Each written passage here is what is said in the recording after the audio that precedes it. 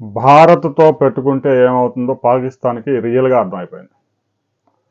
పహల్గామ్లో దాడి తర్వాత పాకిస్తాన్ పట్ల ఏమాత్రం సాఫ్ట్ యాంగిల్తో వ్యవహరించాల్సిన అవసరం లేదని భారత్ తేల్చింది. ఇక ఆపరేషన్ సింధూర్ తర్వాత భారత్ నుంచి పాకిస్తాన్కి వెళ్తున్న సింధు జలాల్ని భారత్ పూర్తిగా ఆపివేసింది. సరే, బీభత్సమైన వరదలు వచ్చినప్పుడు ఎలాగో ఆపడం సాధ్యం కాదు, కానీ వేసవికాలం వచ్చేసరికి నీరు దాదాపుగా అడుగంటిపోతుంది కాబట్టి ఆ జలాలను కూడా పాకిస్తాన్ వెళ్లకుండా బంద్ చేసింది భారతదేశం. ఇప్పుడు పాకిస్తాన్లో, ముఖ్యంగా పాకిస్తాన్ ఆర్థిక రాజధాని కరాచీలో కడుక్కోవడానికి కూడా నీళ్ళు. అది ఏం కడుక్కోవడానికో ఇప్పుడు మీకే అర్థమైపోయారు. 2 వారాలుగా కరాచీలో 3 కోట్ల మంది జనాభా స్నానం చేయలేదు. గబ్బు పట్టిపోయింది కరాచీ అంతా. తాగడానికే నీళ్ళు లేవు, ఇంకా స్నానాలు ఏం చేస్తారు?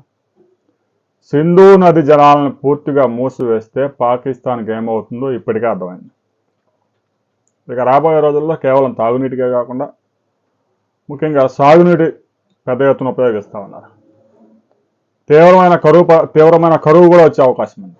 ఆహార కొరత కూడా ఏర్పడే ప్రమాదం. సింధు నది జలాల ఒప్పందం అమలు చేయాలని పాకిస్తాన్ ఒత్తిడి చేస్తాం.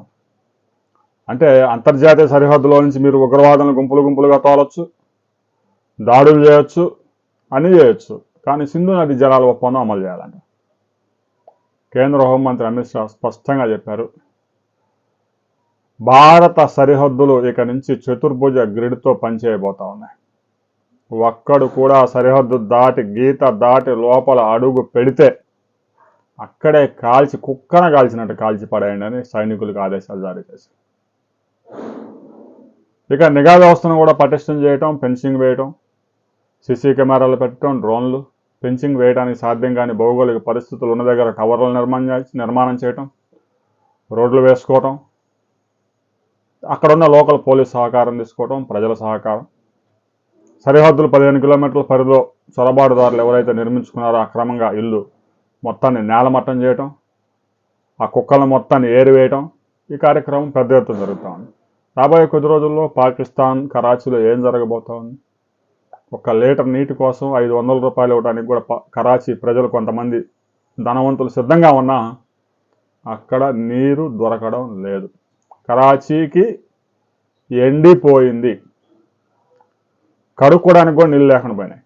తాగడానికే లేవు, కడుక్కోవడానికి ఆయన నుంచి వస్తే. పాకిస్తాన్కి అర్థమైపోయింది సిచ్యువేషన్. అయితే పాక్ ఆక్రమిత కశ్మీర్ని చైనాకి అప్పగించబోతా ఉంది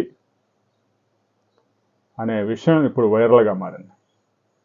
అంటే చైనాను తీసుకొచ్చి భారత సరిహద్దులో ఆందోళన సృష్టించాలని ప్రయత్నాలు జరుగుతాయి. అయితే పాక్ ఆక్రమిత కాశ్మీర్ని పూర్తిగా చైనాకి ఇస్తుందా, లేదా బెల్ట్ ప్రాజెక్టులో భాగంగా కొంత భూమిని వారికి అప్పచెప్తారా అనేది తేలాల్సి ఉంది. ఇక చివరికి పాకిస్తాన్లో ఉగ్రవాదులు కూడా పాకిస్తాన్ సైనికులకి హెచ్చరికలు జారీ చేసే స్థాయికి వచ్చారు. అసలే ఉగ్రదేశం. ఉగ్రవాదులు ప్రపంచంలో అత్యధికంగా ట్రైనింగ్ పొందుతున్న దేశం ఏదైనా ఉందంటే పాకిస్తాన్. అలాంటి పాకిస్తాన్ జమ్మూ కాశ్మీర్ని ఆక్రమించుకున్నటువంటి పాక్ ఆక్రమిత కాశ్మీర్ భూభాగం ఏదైతే ఉందో అందులోకి చైనా బలగాల్ని రప్పించాలని చేస్తున్న ప్రయత్నాలు ఫలిస్తాయా లేదా అనే దానికి సంబంధించి మరిన్ని వివరాలతో మరో వీడియోలో మనం కలుసుకుందాం.